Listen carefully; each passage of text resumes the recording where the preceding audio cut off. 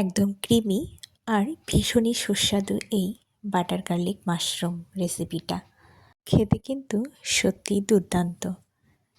আমার মতো কারা কারা মাশরুম খেতে ভালোবাসেন কমেন্টে অবশ্যই জানাবেন।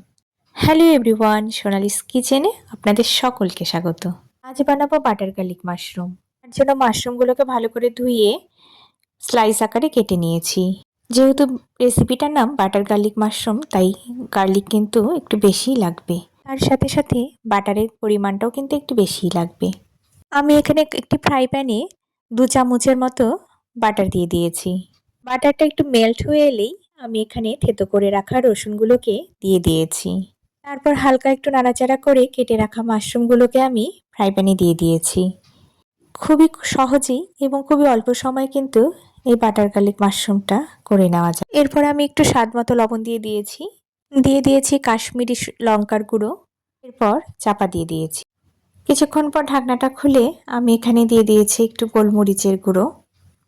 আর এই দেখুন যে জলগুলো বেরিয়েছে এগুলো কিন্তু মাশরুমেরই জল, আমি কিন্তু এক্সট্রা কোনো জল অ্যাড করিনি। এরপর ভালো মতো একটু কষিয়ে নিয়েছি।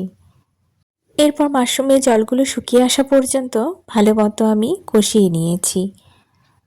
এটা খেতে কিন্তু ভীষণই ভালো হয়, একবার বাড়িতে অবশ্যই আপনারা ট্রাই করে খেয়ে আমাকে অবশ্যই জানাবেন।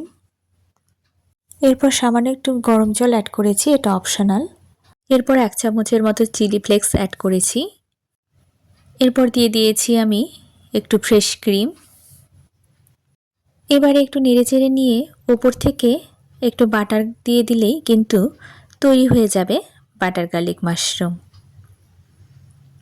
আমি তো এটা জিরা রাইস দিয়ে সার্ভ করেছি, আপনারা চাইলে রুটি কিংবা লাচ্ছা পরোটা এসব দিয়েও সার্ভ করতে পারবেন। এতে ভীষণই ভালো হয়।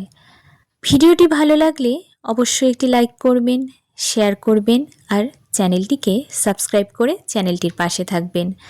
ধন্যবাদ, ভালো থাকবেন সকলে। তাহলে আর দেরি নয়, ঝটফট বানিয়ে ফেলুন বাটার গার্লিক মাশরুম।